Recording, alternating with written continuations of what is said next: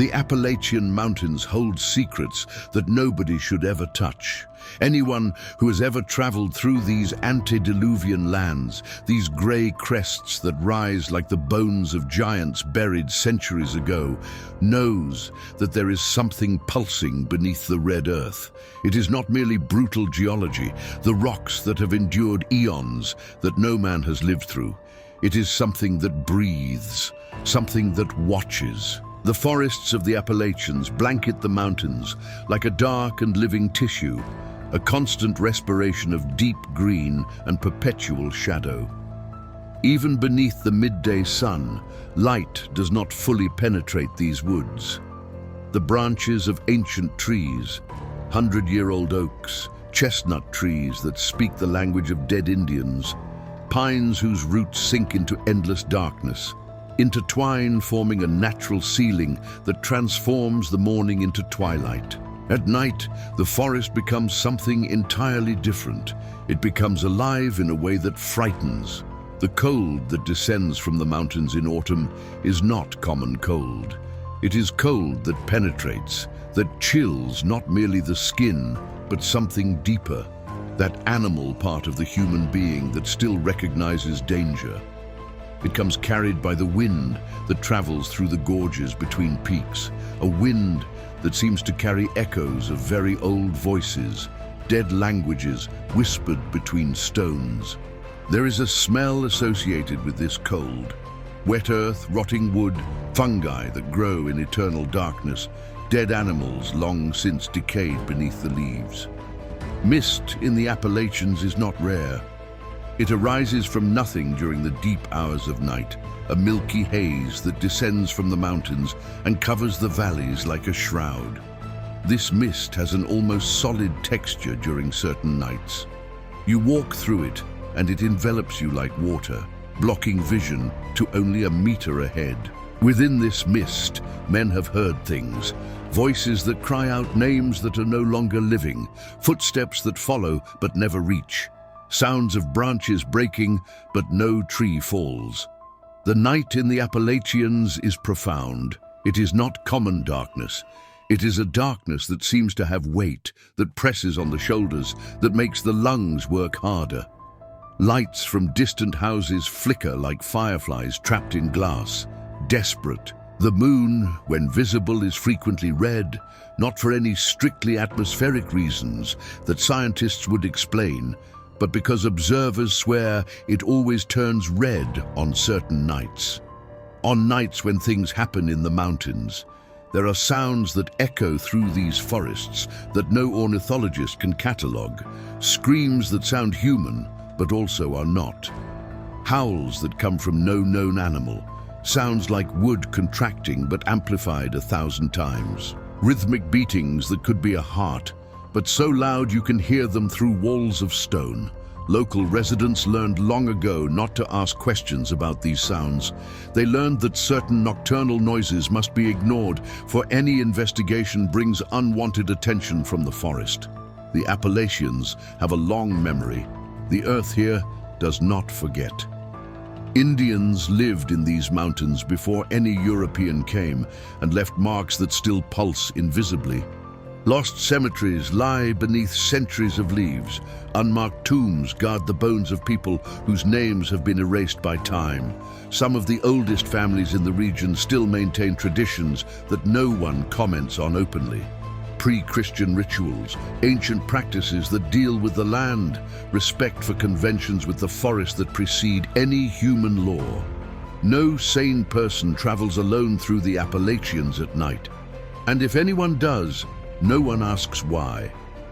There are stories, rumors, whispers around fireplaces of heated wood during frozen winters about the curse of the mountains, about women who disappeared in caves never found, about men who entered the forest and returned, but were not completely the same, about entire families gone in a single night, leaving behind open houses, food on tables still warm, shoes on the porch, but nothing of people.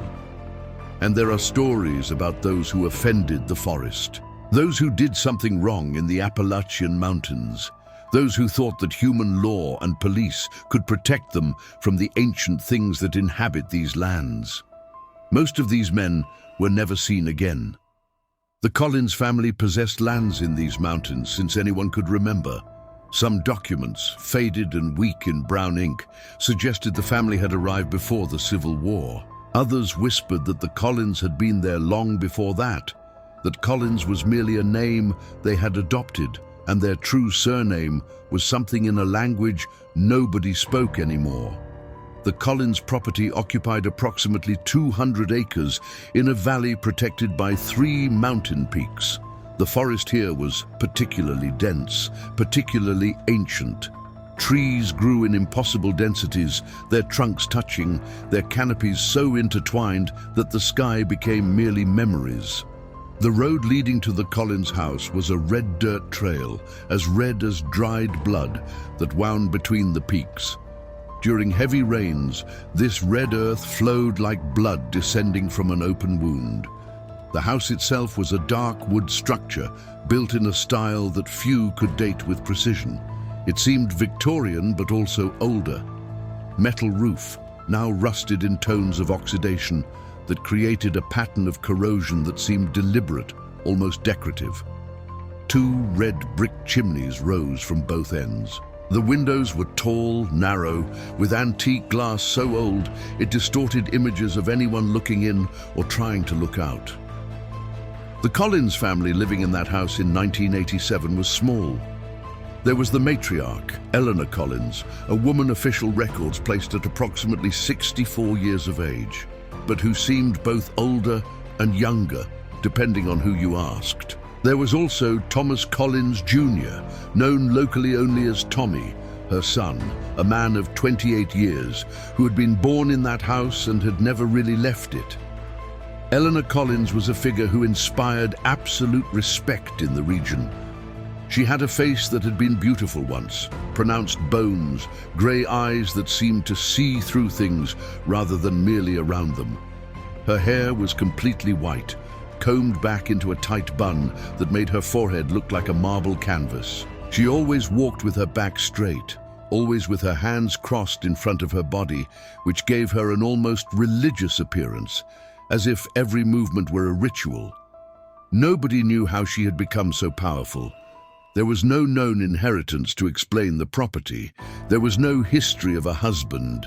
Parish records indicated that Eleanor had appeared in the region already widowed, accompanied by a small child who would be Thomas. This was in 1960, when she would have been approximately 37.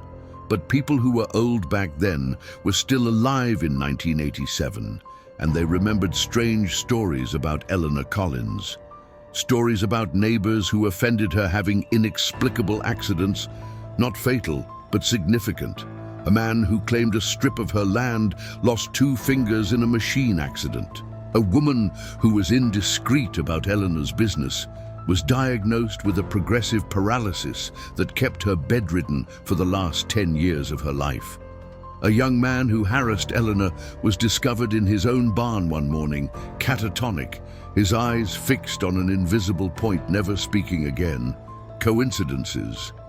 But people did not travel to the Collins property without invitation. And when Eleanor Collins looked at you, really looked, there was something in her eyes that suggested she saw things you could not see, that she knew things you hoped no one would ever discover, that she had accessed knowledge that modern people considered superstition, but which was actually far older than any organized religion. She was a woman who practiced the ancient knowledge of the land. Thomas Jr. had grown up in that isolated house. He was a quiet man, slender in build but with uncommon strength, with features that suggested a mixture of heritage that nobody could completely define. Dark brown eyes, nearly black, hair black as coal, skin of a tone that could suggest Native American ancestry, or simply someone who had spent his life under sun filtered by the forest. He had large hands, working hands, but hands that were frequently stained with black paint. Yes, Tommy Collins was an artist. He painted.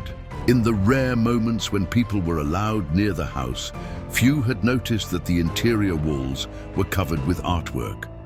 Oil paintings that represented the forest, mountains, red skies, animals that exist in no biology textbook, human figures distorted in agony or ecstasy. It was impossible to say which. The paintings had a hypnotic quality. People swore that if you looked at one of those canvases too long, you would begin to see the images move. The fire burning in one painting would begin to pulse like a heart. The trees in another would begin to whisper. Tommy sold these paintings occasionally. There was a gallery in a small town called Ashford, approximately 30 kilometers away, whose owner had made an arrangement with Eleanor Collins. Pay a fixed monthly amount, maintain a section dedicated to Tommy Collins's work, and never, under any circumstance, ask about the meaning of the works or the creative process behind them. The gallery owner had learned early that questions were not welcome. Tommy went to Ashford once a month. He walked the 30 kilometers through the mountain. Nobody had ever seen him use a car, not even in winter, not during the worst storms. He simply walked, disappeared into the forest, and reappeared in Ashford a few days later with new paintings. During his brief stay in the small town, he bought supplies, went to a local diner where he always ordered the same thing, black coffee and apple pie, and rarely conversed. But there was one place where Tommy was different. In the town of Millbrook, approximately 15 kilometers away, there was a small municipal library. And working in that library was a woman named Sarah Mercer. Sarah was 26 years younger than Tommy, born in the region, educated at a state university. She had the type of beauty that suggested she should have left the Appalachians, beauty that implied opportunities in larger cities, chances in other places. But Sarah had returned. She had accepted a job at the small library and had decided to stay. And somehow, over the last 3 years, Tommy Collins had begun appearing at the library. It was not a frequently visited library. Most citizens of Millbrook had internet access in their homes. Children went there for school projects. Retirees went there to warm up in winter. But Tommy went there because Sarah Mercer worked there, and Sarah Mercer let him be there. They did not speak much. Tommy sat in an old armchair near the windows, looking at books about art and history, especially old books about rituals, symbolism, mythology. Sarah passed by him occasionally, and sometimes their fingers would touch when she handed him a book. Sometimes he would whisper something and she would laugh, a low laugh, as if they shared a joke nobody else could understand. People in Millbrook saw, people saw and talked, and one person in particular did not appreciate it. Samuel Garrett was the unofficial sheriff of Millbrook. Officially, he was just a state police officer assigned to the small town. But in reality, he was the law in those parts. A man of 52 years, with 200 pounds of muscle that had begun to transform into fat, with a face that suggested he had been handsome once, before alcohol and anger had left their marks. Samuel had a daughter of 24 years named Rebecca. Rebecca had expressed interest in Tommy Collins, and Samuel had made very clear, extremely clear, that this would not be allowed. He had gone to the Collins house personally. He had made a scene. Eleanor Collins had stood and listened to everything, immobile as stone, her grey eyes fixed on him, while he yelled about corrupted blood, about isolation, about how his daughter deserved a decent man. He had promised that if he ever saw Tommy near his daughter again, he would take care of it personally. Eleanor had responded with only 2 words: "I understand perfectly." Those words had a tone that frightened Samuel, even in his alcohol and his anger. There was something in them that suggested Eleanor had understood not merely the threat, but also the imprudence of making it. But Samuel Garrett was not a wise man. Samuel Garrett was a weak man given power, and weak men with power always make mistakes. The rumors began. First, it was only murmur. the traditional gossip of small towns. Tommy Collins walked alone in the forest at night. Tommy Collins had a witch for a mother. Tommy Collins had done something to Rebecca Garrett, something that left her strange, behaving differently. Her parents noticed a change. Then the rumors worsened. Tommy Collins had bewitched Rebecca, had cast a spell on her, had put her under some kind of supernatural influence.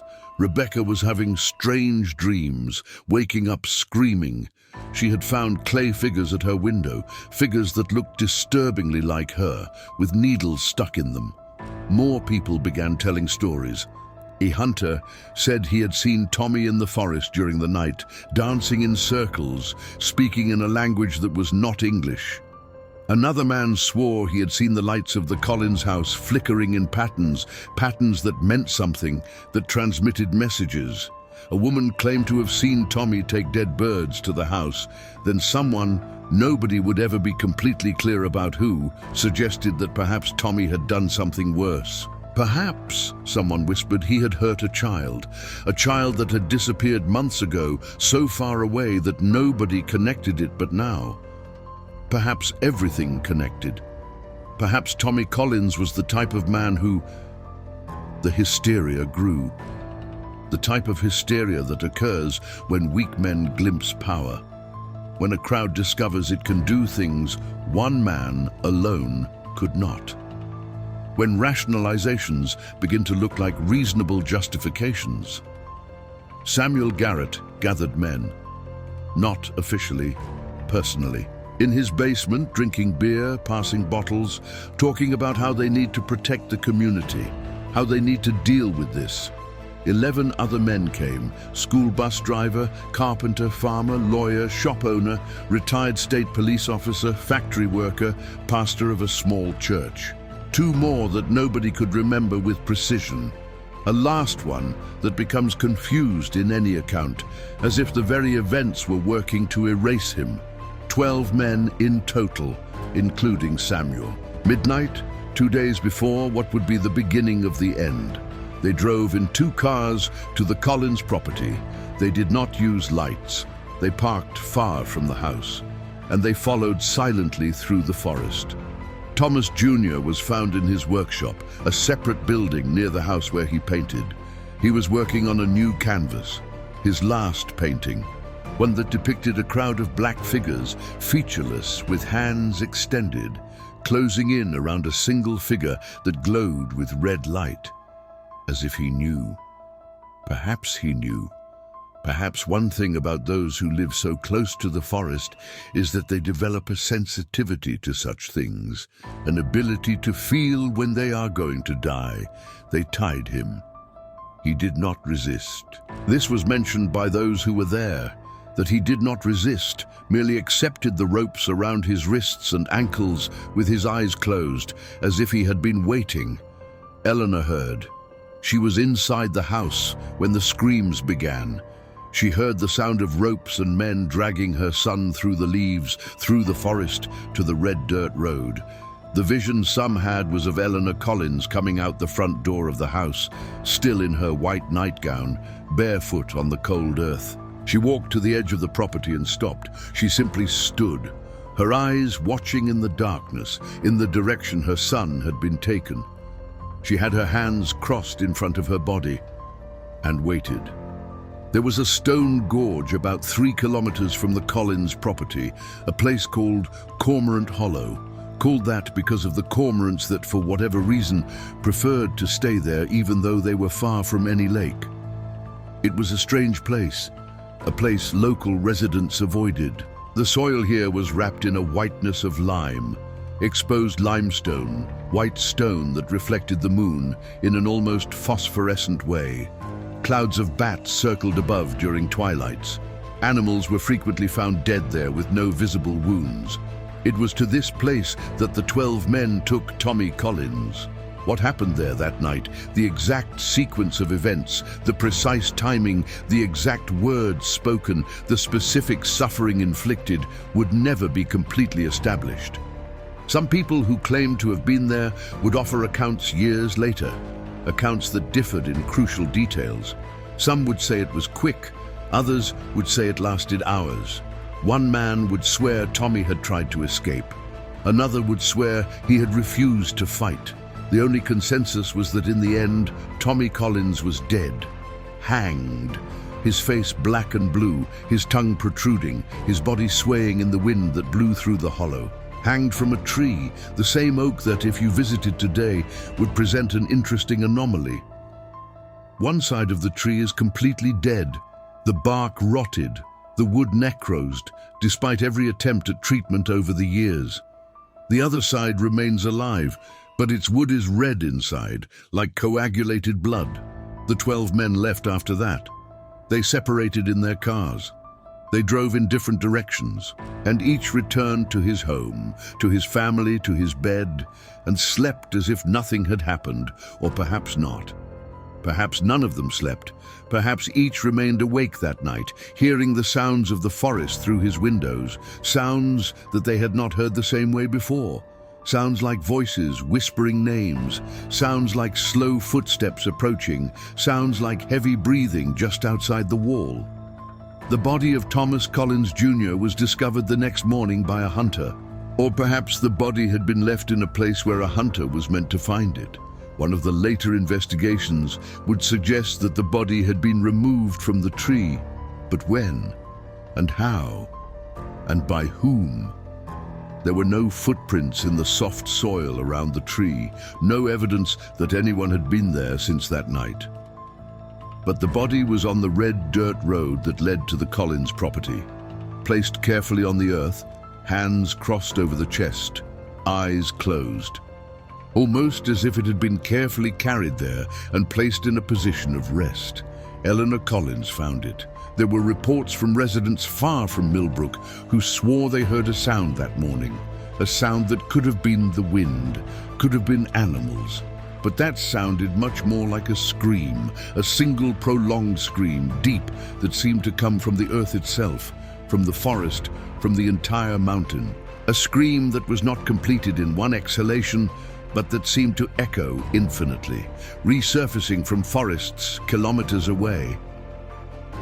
Eleanor Collins entered her house with her son's body in her arms and closed the door.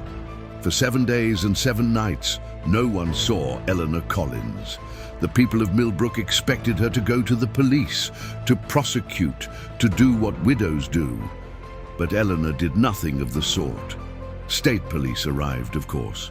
Officially, it was ruled an accident or suicide. Tommy had killed himself or had fallen. There was insufficient evidence of foul play to justify a complete investigation into an isolated mountain boy who sold strange art and had a questionable reputation. The official medica,